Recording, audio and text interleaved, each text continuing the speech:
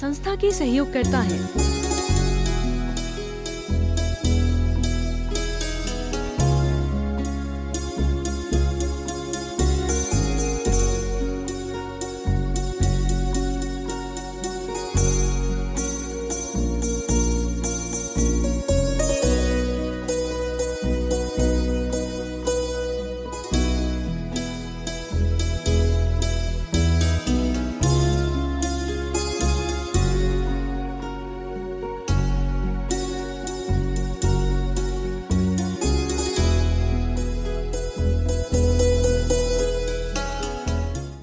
मौन खड़े हैं मंदिर सारे, मौन खड़े हैं मंदिर सारे, चुप हैं शास्त्र और गुरुद्वारे, इनमें प्राण जगाना होगा, धरती पर करुणा बरसाने महावीर फिर आना होगा, धरती पर करुणा बरसाने महावीर फिर आना होगा।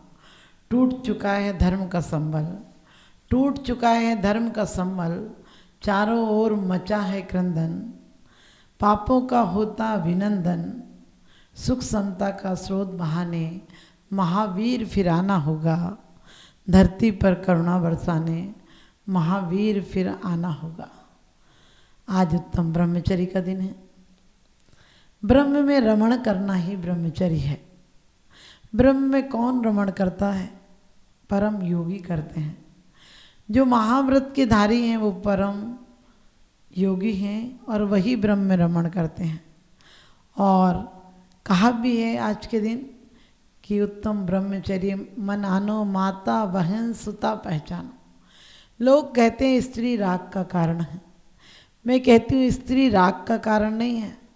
हमारा राग होता है तो स्त्री नजर आती है, क्योंकि स्त्री माँ भी होती है, बहन भी होती है, भांजी भी होती है और बेटी भी होती है, लेकिन वहाँ राग भाव नहीं होता है, वहाँ विकारी भाव नहीं होता है। वहाँ पर एक आदर का, प्यार का, स्नेह का भाव होता है। लेकिन जहाँ पत्नी भाव होता है वहाँ राग है।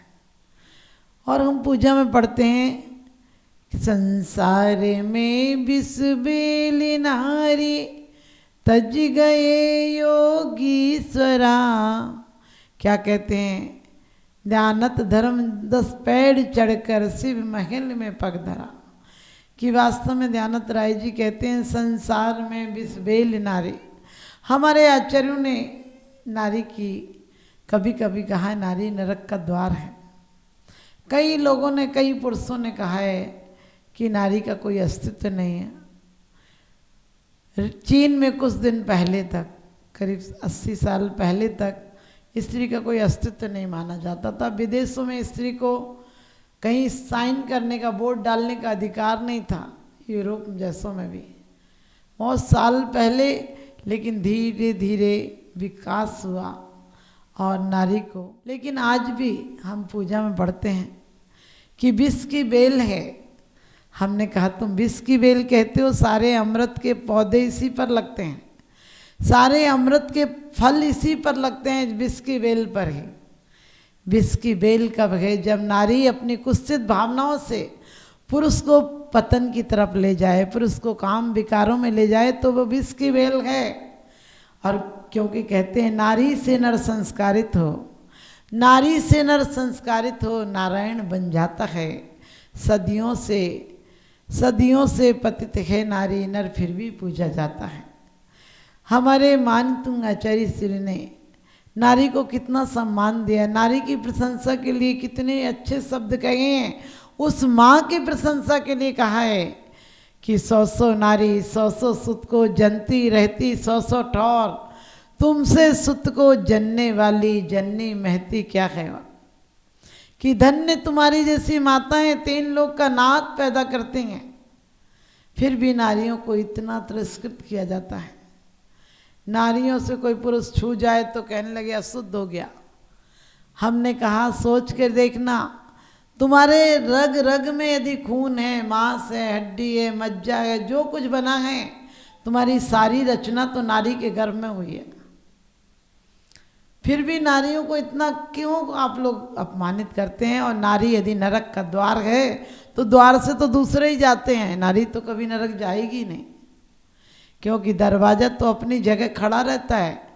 आप देखो पुरुषों को लोग कहते हैं पुरुष शीलवान होता है, मैंने कहा शीलवान, सारे कोठे, सारे अपराध, सारे बलात्कार जो कुछ हुए हैं वो किसने किए हैं? नारी को आज इस रूप में देखा गया है, और पहले तो नारी को सती प्रथा जैसी कुत्सित प्रथाएं थी। ये पुरुष का दमन नहीं था, ये पुरुष का आतंक नहीं था कि मेरी हो, मैं मर जाऊं तो मेरे साथ मर जाए। सोच के देखो कितनी कितनी यातनाएं दी, नारी को क्या सम्मान मिला, नारी को क्या सम्मान दिया जाता था। उसे आज तक नाम नहीं जी दिया जाता है, वह अपने नाम से नहीं पहचानी जाती, अपने पति के नाम से, कि उनकी श्रीमती, उनकी माँ, उनकी बेटी। अरे नारी को अपना सम्मान दो, नारी को अपना गरिमा दो।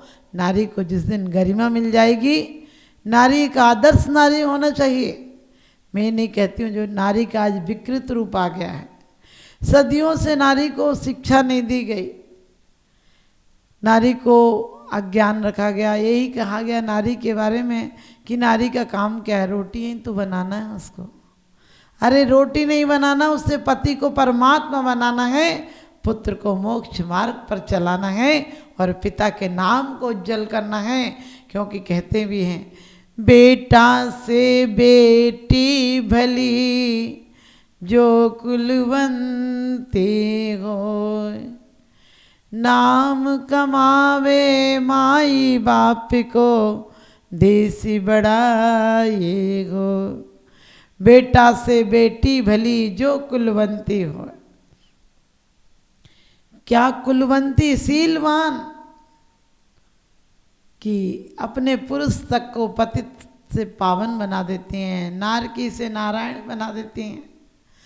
नारियों ने गृहस्थी चलाई है, नारियों ने घर चलाए, नारियों को धर्म पत्नी कहा जाता है। दुनिया में एक भी तुम्हें धर्म पत्ता नहीं मिलेगा, नारी के पहले धर्म लगा है। क्योंकि जितने पुरुष मंदिर जाते हैं वो नारियों की प्रेरणा से जाते हैं, और यदि नारी की प्रेरणा से नहीं गए तो उसकी माँ भी नारी है। माँ छोटे छोटे बच्चों को कहती है मंदिर हो कराओ तब खाना मिलेगा। ये किसने प्रेरणा दी?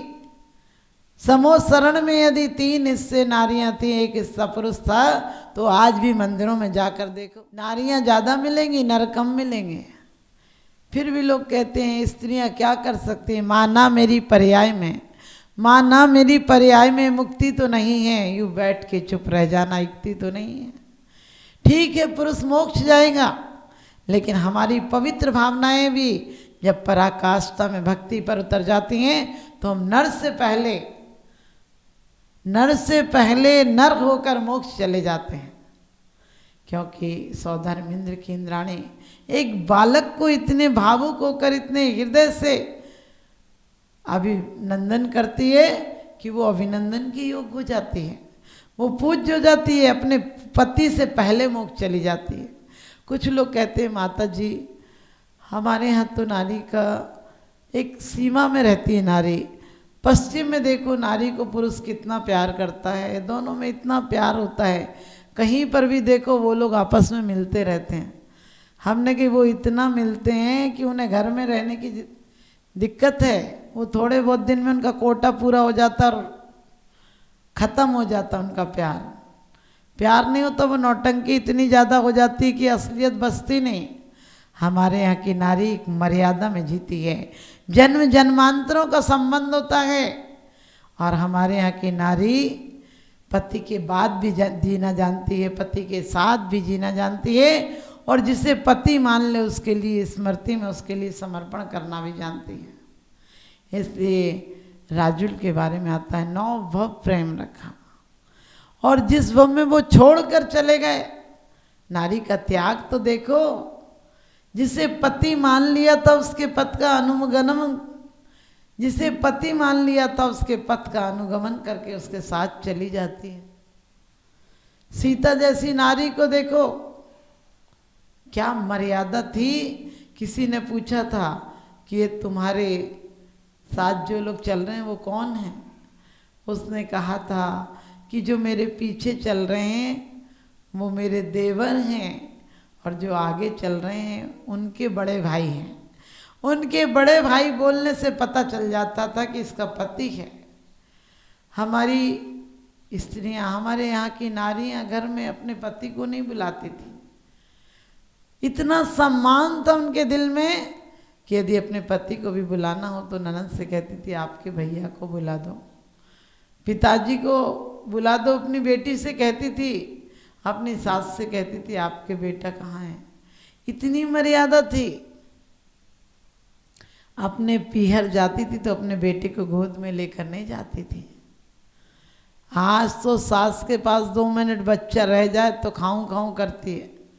यहाँ क्यों आ गया, क्या काम था, मत आए कर। सोचो, ये नारियों की मर्यादा नहीं है, कुलहीनता है।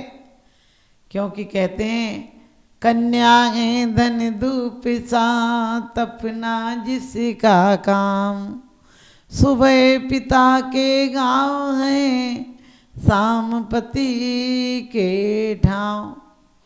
इतना ही नहीं, नारियों ने जब भक्ति की है तो भक्ति की, अपना शील का पालन किया है, अपने आदर्श पत्नी धर्म का पालन किया है, तो अपने पिता के कुल तक को उज्जवल कर दिया। सीता राम कहा जाता है, राम सीता नहीं कहा जाता है। राधे श्याम कहा जाता है, श्याम राधे नहीं कहा जाता है। त्रिशला के जाए और बामा के जाए, मरुदेवी के जाए कहा जाता है। यानी उनने पैदा किए, ऐसे पुत्र पैदा किए जो 3 लोग के नाथ होंगे। वो संस्कार दिए नारी ने कि चाहे तो शासक बना दे और चाहे तो शासक सुख दिला दे। मदालसा ने अपने 6 बेटों को संस्कार वो दिए कि योगी बन गए 8-8 साल की उम्र में। और अंतिम पुत्र को पति से ये वचन ले लिया कि मैं योगिनी हो जाऊंगी, मैं साध्वी हो जाऊंगी यदि आपका राज्य संभाल लेगा तो। पति ने तो सोचा था क्या राज्य संभालेगा छोटा सा बच्चा, उसने वैसे ही कह दिया था ठीक है। उसी दिन से आत्मोत्थान की भावना से उसने अस्त्र शस्त्र में भाग लेने लगे। और आपको पता है 8 साल में कुशल शासक हो गया बेटा।